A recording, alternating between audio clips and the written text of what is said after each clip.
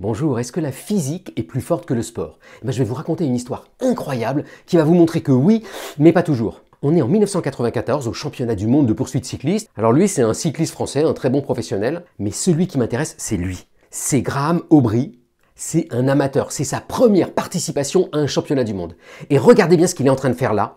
Il est en train de gagner et de battre le record du monde. Alors comment il a fait? Il a utilisé la physique.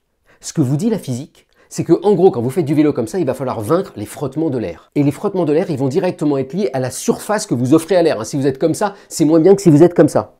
Et regardez ce qu'il fait, Aubry.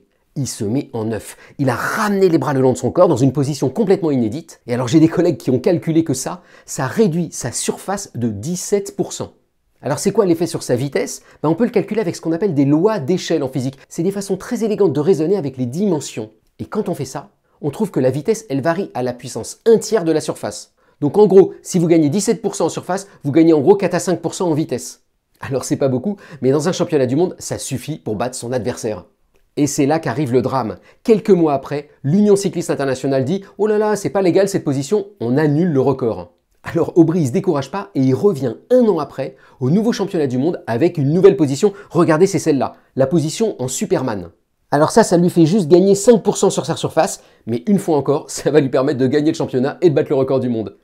Et une fois encore, l'Union cycliste va annuler le record en disant « Mais non, c'est pas légal non plus ». Bon alors la bonne nouvelle, c'est qu'à la fin, 20 ans plus tard, en 2014, l'Union cycliste va rétablir tous les records de Aubry, mais elle va dire « On n'a plus le droit de faire comme ça et on n'a plus le droit de faire comme ça ». Alors cette anecdote assez incroyable, je l'ai trouvée dans ce bouquin-là que je vous recommande chaudement, qui sort en ce moment, qui s'appelle « La physique olympique », on peut dire que c'est d'actualité. C'est écrit par des collègues à moi qui sont des super physiciens de ce domaine-là. Et ils vous montrent un peu dans tous les sports comment la physique permet non seulement de mieux comprendre ce qu'on fait, mais surtout d'améliorer ses performances. Donc si vous êtes fan de sport ou de physique ou des deux, je vous le recommande chaudement. Bonne journée!